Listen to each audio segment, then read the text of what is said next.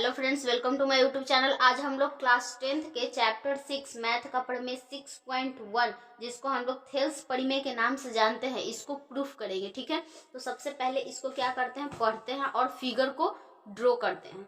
ठीक है, यदि किसी त्रिभुज की एक भुजा के समानांतर अन्य दो भुजाओं को भिन्न भिन्न बिंदुओं पर प्रतिच्छेदित करने के लिए एक रेखा खींची जाए तो ये अन्य दो भुजाएं एक ही अनुपात में विभाजित हो जाती है। क्वेश्चन पढ़ लिए, हमको कुछ समझ में नहीं आया, कोई दिक्कत नहीं है। ठीक है, क्योंकि मैंने कुछ समझाया ही नहीं। ठीक है, अब सबसे पहले जो है यहाँ पे हम लोग क्वेश्चन को देखेंगे। इसको पढ़ना बंद करिए, ठीक, समझ कर देखिए चीजों को। सबसे पहले क्या कह रहा है, एक त्रिभुज, किसी भी त्रिभुज, सबसे पहले एक त्रिभुज बना लेते हैं हम लोग।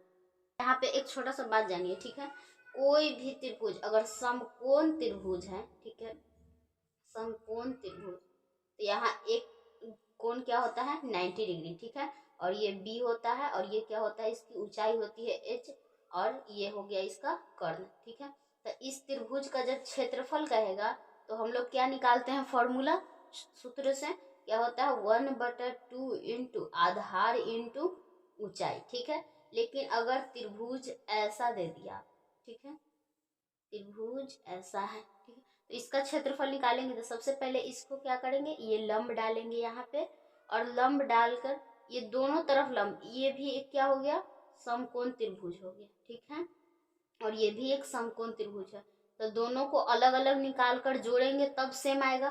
तो क्या करेंगे, मान लीजिए इसका आधार अगर 2 है और इसका आधार 2 है तो दोनों को प्लस कर देंगे, और जितना ऊंचाई रहेगा, मान लीजिए ऊंचाई 5 है, तो एक ही बार में इन दोनों पूरा टोटल त्रिभुज का निकल जाएगा। जब इस त्रिभुज का क्षेत्रफल निकालेंगे तो भी ऊंचाई 5 ही लेंगे। ठीक है, और इस त्रिभुज का निकालेंगे तो भी ऊंचाई 5 ही लेंगे।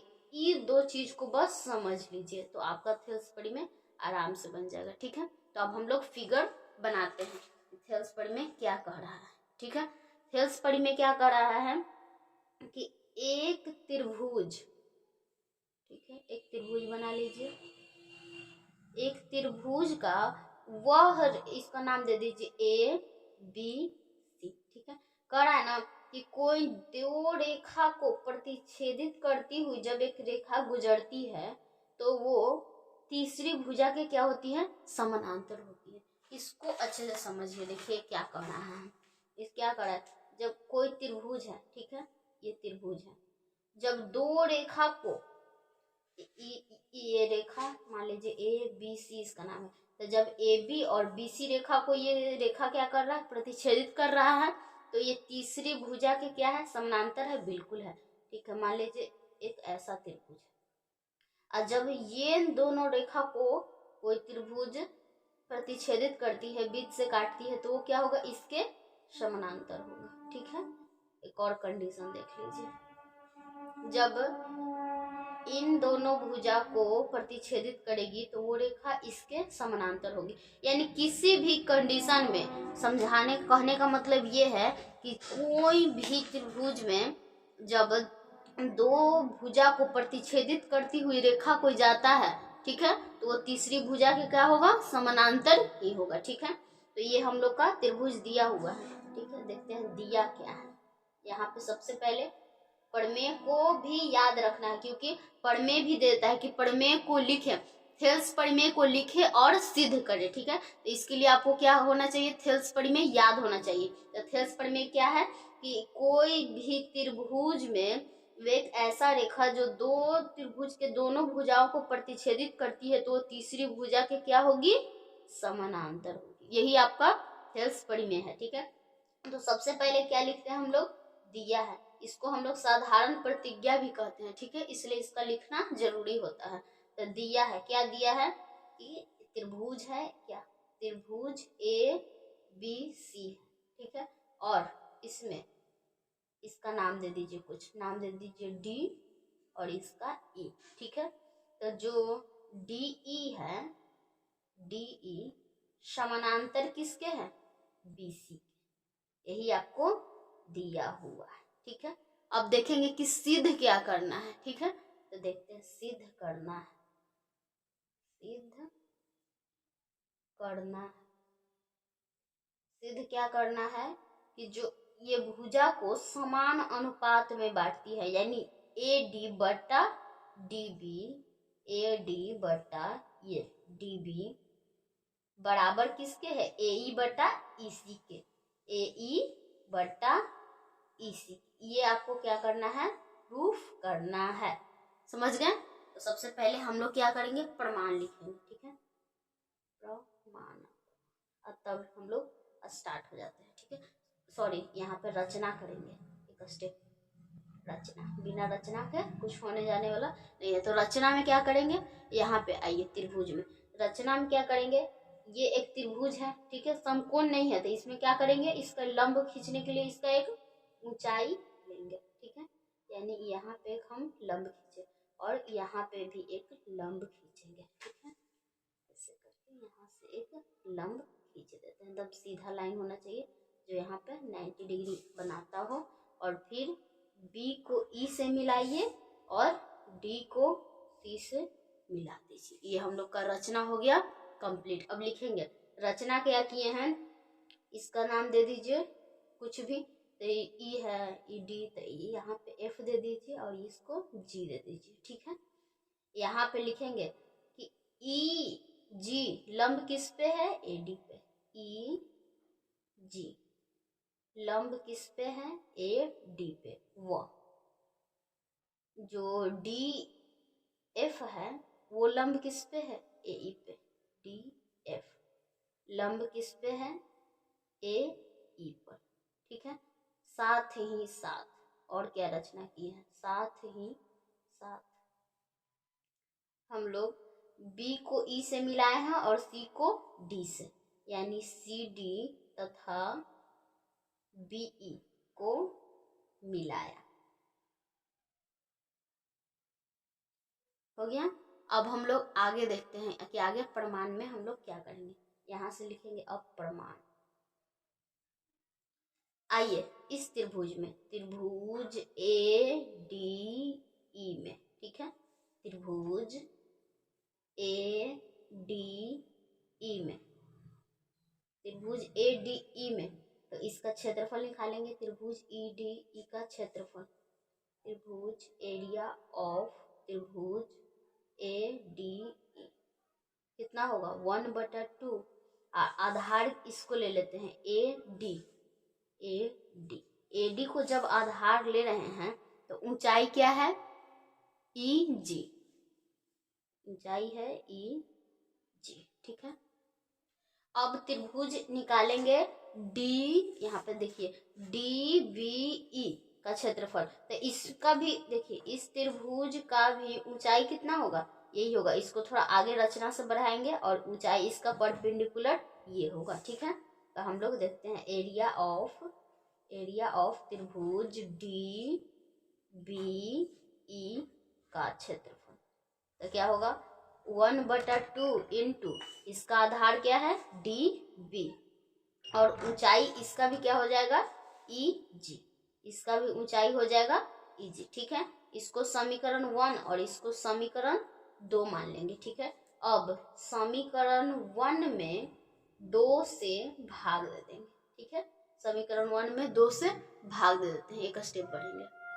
तो जल्दी से लिख लेते हैं एरिया ऑफ त्रिभुज ए डी ई और एरिया ऑफ त्रिभुज डी बी ई। ठीक है, तो 1/2 इंटू आधार इंटू ऊंचाई ई जी, और 1/2 इंटू आधार D B, sorry D B आधार है और ऊंचाई क्या है ई जी। ये से ये खत्म, ये से ये खत्म, बचा क्या यहाँ पे ए डी बटा डी बी, इसको समीकरण ए मान लेंगे। ठीक है, अब फिर से इसी त्रिभुज में चलेंगे, लेकिन इस बार ऊंचाई डी एफ को मानेंगे। ठीक है, अब फिर से चलेंगे पुनः प्रश्न से, पुनः प्रश्न से क्या चलेंगे, त्रिभुज ए डी ई का क्षेत्रफल बराबर क्या हो जाएगा 1/2 इंटू आधार क्या होगा ए ई, इस बार आधार ए ई लेंगे और ऊंचाई क्या हो जाएगा डी एफ। ठीक है, इसको समीकरण 3 मान लीजिए।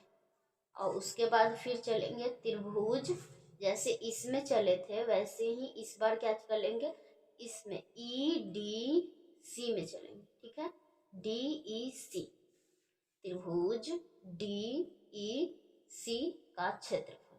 तो त्रिभुज DEC का क्षेत्रफल 1/2 आधार क्या हो जाएगा, EC,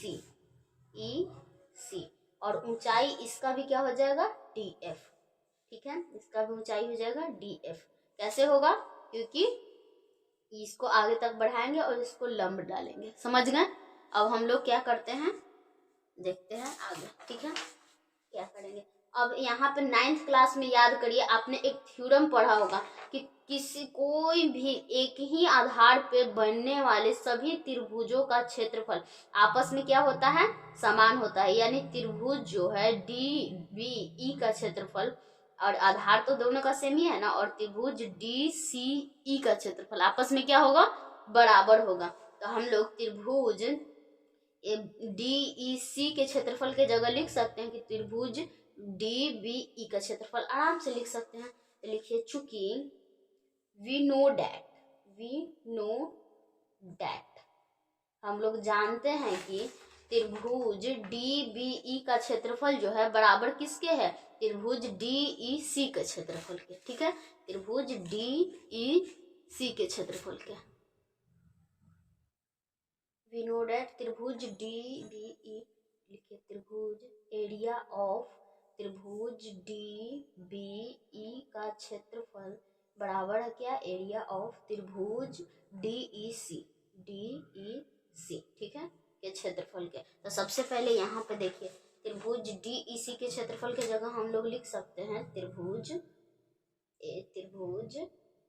DBE का क्षेत्रफल बराबर सेम चीज हो जाएगा, यही होगा 1/2 इंटू EC इंटू क्या हो जाएगा, DF, ठीक है।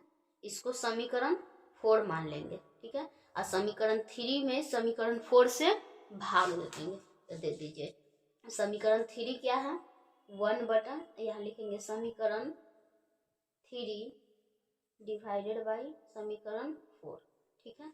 तो समीकरण 3 क्या है, area of triangle ADE is equal to 1/2 into आधार AE इंटू DF, ठीक है। और इसका क्या है, समीकरण 4 क्या है, आपका ऊपर ही है, एरिया ऑफ त्रिभुज DBE, त्रिभुज यहाँ पे हो जाएगा 1/2 इंटू EC इंटू DF, ठीक है। DF से DF खत्म, ये से ये खत्म, यहाँ पे क्या बच गया, AE/EC, ठीक है। इसको B मान लीजिए समीकरण। अब समीकरण A कहाँ था, देखिए समीकरण A क्या है, AD/DB, और समीकरण B क्या है, AE/EC। तो अब समीकरण A और B की तुलना करने पर, ठीक है, तुलना करने पर, तो समीकरण A और B का जब तुलना करेंगे तो दोनों का लेफ्ट हैंड साइड को मिलाते हैं, ठीक है। तो AD/DB is equal to AE/EC, यही तो हम लोग को प्रूफ करना था, हो गया प्रूफ, यानी प्रमाणित, प्रूफ्ड, ठीक है। वीडियो अच्छी लगी हो तो लाइक करें, चैनल पे नए हैं तो चैनल को सब्सक्राइब करके सपोर्ट करिए। मिलते हैं नेक्स्ट वीडियो में, तब तक के लिए धन्यवाद।